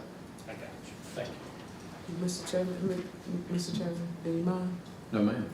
Ms. Dorn, did you have anything to add? No, I'm just the support I system. know, but I just wanted to She's make trying to sure. make Yeah, I was about to ask the same question if Ms. Bishop had not. She just wants to make sure you get the numbers right. Her head was nodding up and down, that's good. It's a very good thing. Yes, Mr. sir. I'll Manager. just point out that these are, that the contract that you all approved for us to sign and negotiate back in August is using the ARPA funds. Yes, ma'am, thank you. Mr. Manager. And I think Dr. Dorn, I just want to clarify, the full price will not be $9 million. It'll be much closer to 14 to 15 million when it's all done. But the contract at this point, we'll call it 9 million, but just so we're all clear, the final contract's gonna be closer to 14 and a half to 15 million. Okay, thank you. Any more questions or comments, council? We have a motion and a second. All in favor is presented. And that's unanimous. Thank you all so much. Thank you, Rick. Item B is a recommendation of general contractor selection for the North Greenwood Industrial Park. I guess Part 2, Site Development and Design and Build Speculative Building. Mr. Bateman again, please. Good evening again, members of council. Tonight, I'm pleased to bring you a recommendation that will lead to locating our next tenant in the North Greenwood Industrial Park. As you'll recall from my past presentations, the second phase of the North Greenwood Industrial Park entails the development of 3 lots, including our next spec building and 2 graded pads. To access the spec building and the 2 pads, a southern entrance will be constructed from Highway 25 that connects to the northern entrance where EA Sween is located, with a new road that will be extended to the end of the 3rd lot being developed as a part of this project.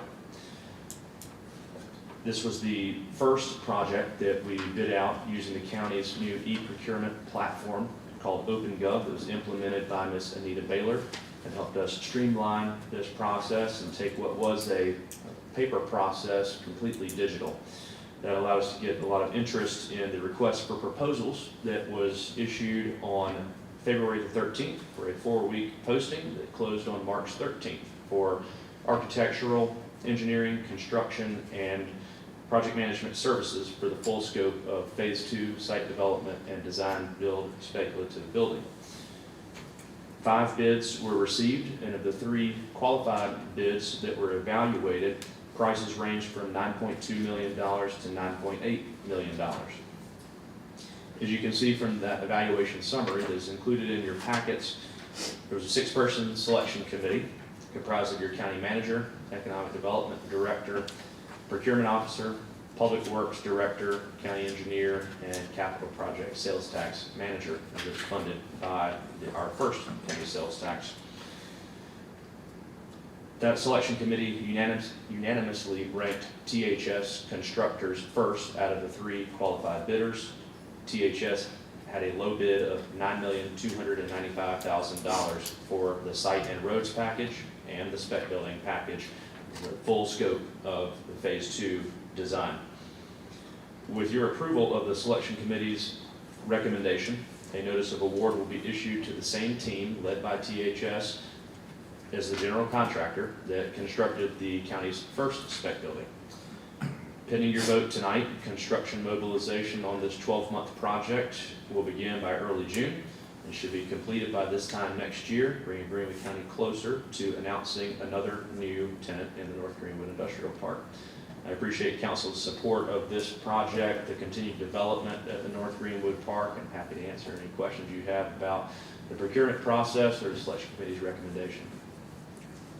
Not a question, James, but I will make the comment that my assumption is that the selection committee was moved by the fact that I was on council when we first authorized THC to build that first building. And I think we were fully satisfied with their performance, and I can imagine that weighed into this selection. Now, just to comment, I think we have a good history with them, so I personally am very happy that this recommendation is coming this form.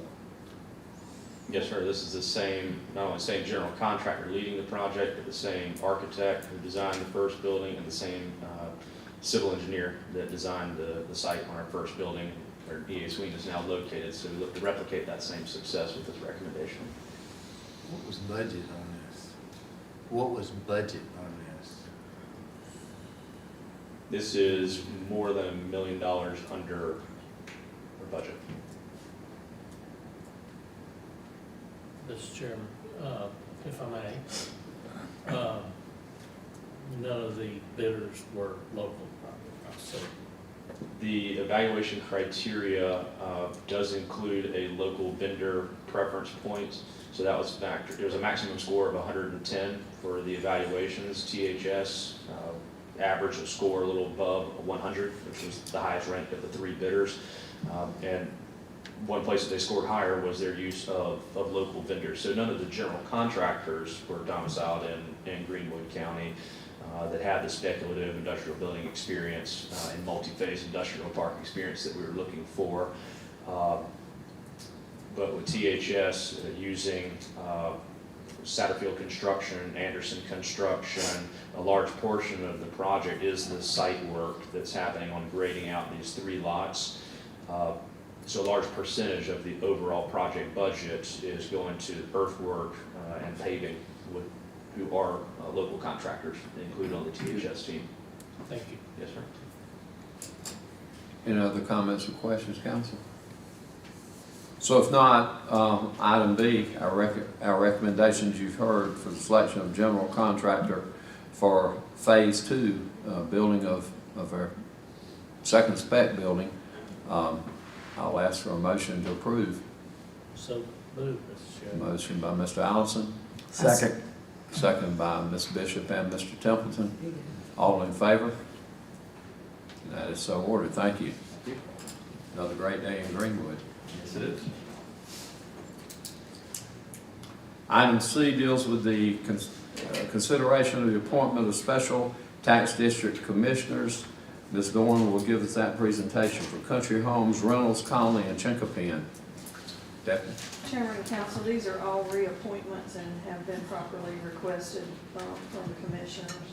I would recommend you approve these. Mr. Chairman, one thing that Reynolds Colony, that's Danes, isn't it? No, it's not. I checked the address on that application. So I was just double checking. Where is it? I'm pretty sure it's Ms. Miller, Councilwoman Miller. It's somebody else's under mine. It's right at Grayson Road. I want it, you know, I represent everybody. I'll have the person in my office that Okay. handles that check that. Thank you. I meant to mention it. I'm sorry. No, I'm trying to answer his question over. Oh, go ahead. Answer your Go ahead. question. If you're at the 2 churches, you're at 2 churches, go out Grace, the first stoplight you get to, turn right, and it's the immediate townhomes on your left. Right behind the big water tower. Right, the water, right, between the water tower and that little gas station. Oh, GIS says, Yes. That wouldn't be in my district. Stony Point. Yeah, that wouldn't be in name, but it is name. I know, I think the confusion may be Ms. Owens lives in Stony Point. She does not live in Reynolds College. I think that may be the confusion. Okay.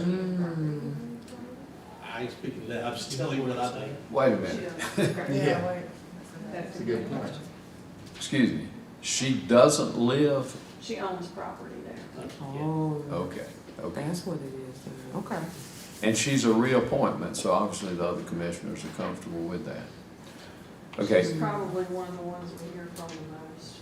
okay, well, I take it that that's a good thing. Then it may be mine. That's a good thing. She doesn't want to answer that question. I make a motion to approve. Have a motion by Ms. Bishop, second by Mr. Allison, all in favor of reappointments, please. And that's unanimous. Thank you, Stephanie. It's always good to have interested citizens. It is. Right. Item D is monthly update from our county treasurer. Stephanie, please. If you have that report in front of you, I'm going to kind of skip around a little bit. My office has completed the draft of the fiscal 26 budget, and the county manager and I will be working through that this week before we're ready to present that information to you. At the end of March, we collected just over 95% of our real and personal property taxes that were billed back in October. Delinquent letters were mailed out on April the 2nd. Right now, the general fund has revenue that exceeds our expenditures by about $1.4 million, with about 67% of our budget being expended or obligated. After 9 months, you would expect it to be at about 75%. So we are a little bit under where we would expect to be. A lot of that is from personnel shortages in certain departments. Our hospitality tax collections continue to be higher than last year. Right now, we're a little over 5% more than the same period in our last fiscal year. Accommodations tax, we've been talking about that, having been up primarily, we believe, from people that were displaced during Hurricane Helene. Those collections are starting to decline and come back more in line with where we expect them to be. And so hopefully that means that people are getting back into their homes. I know that my deputy treasurer finally got back into his home weekend before last. So he was out for much longer than he thought, and I'm sure that same thing is happening to other people. Luckily, he had some family to stay with. We have 1 quarter left, 1 full quarter left of the capital project sales tax to collect. That should be coming in, that information should be coming in to us in another week or so. And then we'll have 2 months left before the extension begins. So when we come in July, you'll have 2 months of the old and 1 month of the new. And just kind of as a side note, I had some conversation with the Department of Revenue because there was some, I think, conflicting information that came out about an extension. But I talked with the folks that are currently conducting an audit of our CPST, and they did recommend separate fund and a separate account, which we currently have the oldest CPST, the middle CPST, and now the newest CPST. We will create a new account with the local government investment pool for that when those funds come in July. Our March transit trips were 2,232. It was a little decline from last time, but we still are showing more rise than we did last year. Continue to work with Matt and DOT on our transition to funding for our next fiscal year. And our building permit data, no surprises there. Our residential permit values continue to be higher. Last month's report, they were a little bit under, but now they have exceeded the previous 9 months in fiscal 24. Our commercial permit values are lower than last fiscal year. But the value of our new residential permits are $3.4 million higher than those issued through March of 2024.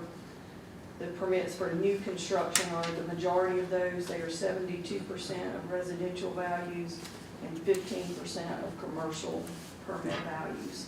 So new residential growth, as we all we all can see all of that going on is dominating our building permit information.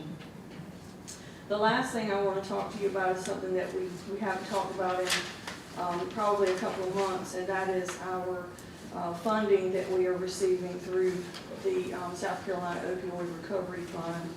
And if you will recall, several months ago, well, really over a year ago, we talked to you and put out proposals and received a community action plan, which we then brought back to you, and that was put together by Carolina Health Centers, which I'll refer to as CHC. And they're already doing some tremendous work. They hired the first grant application we had was to provide funding for an opioid response coordinator. They were hired on November 11th. She's doing some tremendous work, spends a lot of time taking phone calls, helping people, point them in the right direction for assistance. Her responsibility is not just to help those who are suffering with addiction, but to help their family or friends, provide them with resources that they can either guide these people to or to provide assistance for them.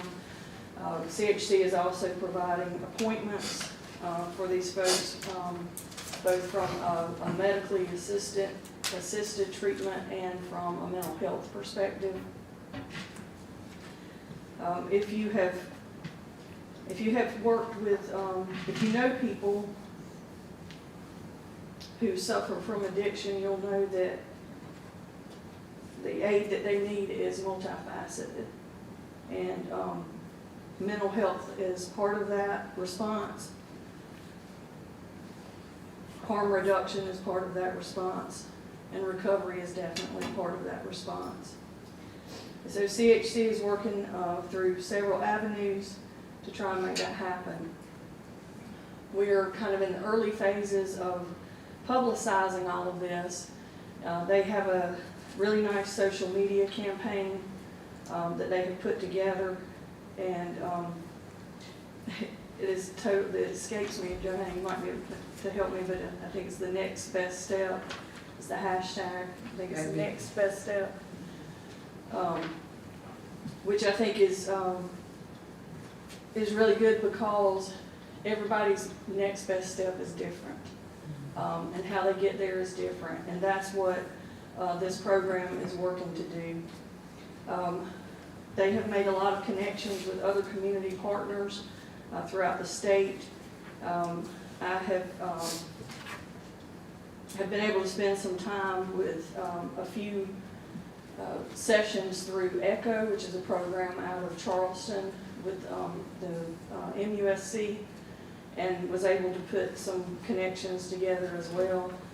They have worked with some resources in Spartanburg. They have a tremendous program working with the incarcerated population, and we are hoping to adopt some of those methods here as well. There is also, they met with the person who runs the program, Challenges Incorporated in Greenville, that has a harm reduction van that actually goes out into the community to meet people where they are. I think transportation is an issue for some folks to try and get to where some of these services are available to them. We are now preparing to work on an application for additional funding. Right now we have $457,447 that we need to request by December 31st. And the way this works is that's funds that are guaranteed to come to us, but we still have to apply for them and put forth a plan of how we're going to spend those funds that meets the requirements of the program. And so we have an application that is, once I got the information from Jessica, it changed just a little bit, $229,000 is an application we would like to put forth by May 1st. There are 2 more periods before the end of the year where we can apply for the remaining funds that we need. What we would like is to request a van that would be used in a similar fashion as in the program in Greenville, where they are actually able to go out into the community and take things like Narcan to the areas that need it, people that can't get to some of the locations that give it away for free. They are also working on trying to explore whether they can put a provider in the van, where a provider can actually go out, and if there is somebody that wants help, they can actually connect right there in the van, have a conversation, see what needs they have and how we can help them through our resources that we have. The other thing we would like to fund is a peer support specialist. I should have said the van, we have a cost of about $80,000, which is the van, wrapping it potentially, maintenance, fuel, things of that nature, and then things inside it, tables and cabinets, because it would be a workable van. Wouldn't be a passenger van. I mean, there'll be seats in it, of course, but also be a workable van. A peer support specialist, approximately $59,000 for salary and benefits. This person will first off be a support to our opioid response coordinator. She is working way more than one person needs to work, and so she needs some additional help with I mean, she's the one person everybody's calling, and so she needs some help. But one of the primary roles of the peer support specialist would be being the person that is that handoff, people that are coming out of the jail, if they're wanting assistance, helping get them to that first appointment, making those connections. And so having this additional position, I think, is crucial to the survivability of our program. Another thing we want is a marketing campaign of roughly $60,000. This would be, a large part of that would be for billboards throughout our county to advertise this phone number, and the social media and the website where information is available to let people know that there is one place they can call. Doesn't matter if they don't even know what they need. It's one place that they can call, in addition to direct mailings out to our community. And then finally, prevention initiative of about $30,000. This is, there's some students that are working to doing part of their school work, not high school students, but college students. And so their time is free, but they have supplies that they need. And what they're working on is going into the school system and working with our youth to try and help them, to curb them from going down these paths that lead them to addiction. There's also another program that's been adopted in the Abbeville school system called Good Life. And so I've got some information on that I've got to do a little bit of work on. We have the Sabrina Miller from the Boys and Girls Club as part of our stakeholder committee. And she will kind of be the lead as we start trying to work our way into the school system to get ahead of this potential problem. Future funds, we would come back to you before we apply for a grant, but one of the things we're looking at is potentially partnering with Self-Regional. One of their doctors, Dr. Gaspard, is on the stakeholder committee as well, and this is her focus, is working in this area. But we will be have a stakeholders meeting week after next, where we'll be getting more feedback and obtaining information from the stakeholders to see how they would like to see the funds spent. And so I would just say that I appreciate the support of council for this program that we're doing. I can remember when we first started talking about it, and we said, we don't know what to do, we don't know what's needed, how do we get there? And the community action plan was a really good step for us to take, to get us to where we need to be. And I can just see a lot of potential, out there, and, I'm just excited to be a part of it. It's unusual as a treasurer to be a part of it. But anytime you have money, you know, it's always good to have the treasurer on board. But I do sit on the stakeholder committee, and have attended those meetings. And there's a lot of interest, from the folks that are sitting, on that committee, for trying to figure out how do we fix this problem, how best to serve our community, how best to support the people in our community that are not only suffering from addiction, but have been affected by those suffering from addiction. So if I could ask, even though it doesn't list it as a specific request on here, that you all would approve our intent to apply for the funds as I've listed out, and if you need me to go back through them, I can do that quicker. And just remind you what those are. Let me ask a question just from procedural clarity. That wasn't on our agenda. Can we take that up? I'm all in favor of it. Just don't know if I can address it tonight.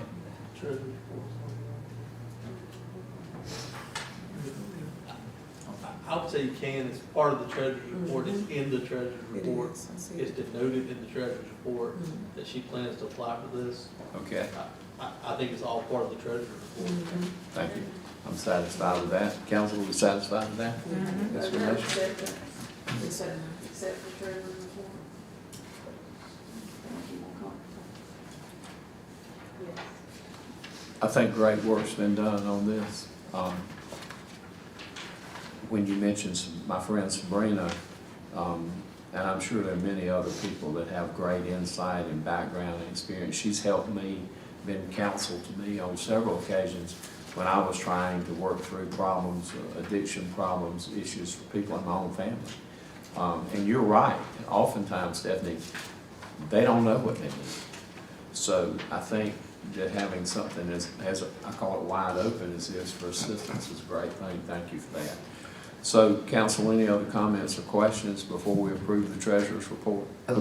That's all we need to do, is it not? Just approve the treasurer's report as submitted, and that will, Yeah, that will cover it. where we settle that is, what we'd recommend you do is accept the treasurer's report as presented, which we will acknowledge includes the intent to apply for a grant as denoted. Okay. All right. I'll make that motion. I second. So I have a motion to that effect and a second by Mr. Allison and Ms. Bishop. Any other questions or comments by council? Everyone's clear on what that motion was? Mr. Allison wasn't.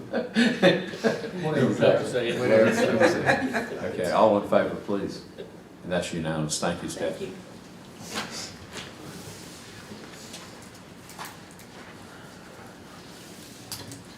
Item E is Resolution 2020-509.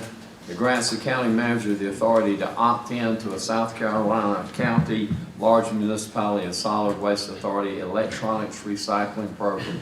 Mr. Rushing. I'm going to do this real quick and simple. I know it's getting late.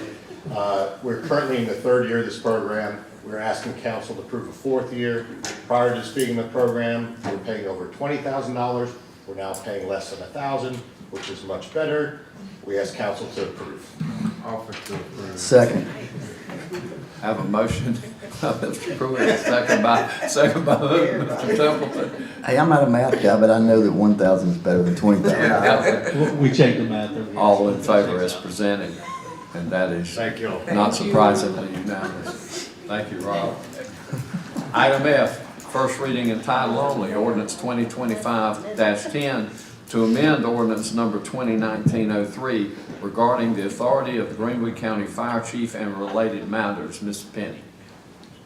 All you needed to do tonight was read that into the record, the title, and it is fairly straightforward what is coming from that in the title. I mean, you know what's coming from by reading the title. We'll have more obviously detailed ordinance ready for you for second reading in 3 weeks. I do want to comment that for the benefit of understanding on this, we became aware recently, I guess several months ago, that after making the appointment back, Manager helped me, 4 years ago, 3 years ago, many years ago, maybe when Steve Brown was still our chairman, that we created a county fire marshal position and appointed Steve Holmes into that position. What we did not realize was it took special action on the part of council to give him the authority of citations. And so, you know, we just became aware that, you know, he was kind of, I hate to use the word bluffing people into compliance, but he didn't have the authority to write a ticket. And sometimes, unfortunately, you gotta write a ticket. So that's really what, that was kind of the impetus for this. Correct? She don't want to answer that question either. That's correct. I'll tell you that's correct. So having heard that, all we need to do is read that into the record. That has been done, and we will now move to district reports. Ms. Griffith, District 1. Just want to say good evening to each and every one of you. Thank you for coming out to be with us tonight. And we just pray that you would just continue to keep us in your prayer, and that we would just continue to do what's best for Greenwood County. So ends my report. Ms. Dallas. Thank you, Mr. Chairman. I just wish everybody a wonderful Easter week coming up, and that we keep in mind what it represents and keep that in our heart. That's the end of my report. Thank you. Thank you, Ms. Bishop. District 3. Thank everybody for coming, and I pray everybody has a great Resurrection Sunday. And that is my report, Mr. Chairman. Thank you. Thank you, ma'am. Ms. Miller. Thank you, Mr. Chairman. I attended the Project Hope groundbreaking ceremony on the campus of the Greenwood Genetics Center. It's going to be a fabulous addition to the landscape, if you will, for Greenwood County. And hats off and congratulations to the co-CEOs, Lisa Lane and Susan Sachs, for their endeavors and efforts to make this a reality. And I also want to point out, I was reading today that April is apparently National County Government Month. So thank you all for everything you're doing for the citizens of Greenwood County. We appreciate all of you, but yeah, so balloons and ice cream for everybody, right? Thank you, That Ms. is Miller. my report. Thank you. Vice Chairman. Thank you, Mr. Chairman. I get asked all the time about the Constantine Dam, so I got an update from Mr. Lowry, Kelly Lowry, who's the director of that. Progress on Lake Constantine Dam restoration project continues at light speed. The foundations have been exposed and treated, laying down full-scale test section for the real thing. And we will have results from the test section quickly and hope to begin placing concrete for the dam itself by the end of this month. There will be a public meeting if anyone wants to attend at Victory Chapel Baptist Church in Conestee at 6 this Thursday evening, April 17th. And I have a flyer with that information if anybody would like it. I would like to end with a Bible verse. Leviticus 19:18 says, "Do not seek revenge or bear a grudge against anyone among your people, but love your neighbor as yourself. I am the Lord." That ends my report, Mr. Chairman. Thank you, Mr. Pruitt. Mr. Thompson. No report, Mr. Chairman. My goodness. I'm going to do something I never do, and I'm going to say, as Mr. Allison says many times, all is well in District 7. Except he says all is well in District 2. All is well in District 7. Mr. Manager, anything further? I will yield my time to the attorney. Madam Attorney.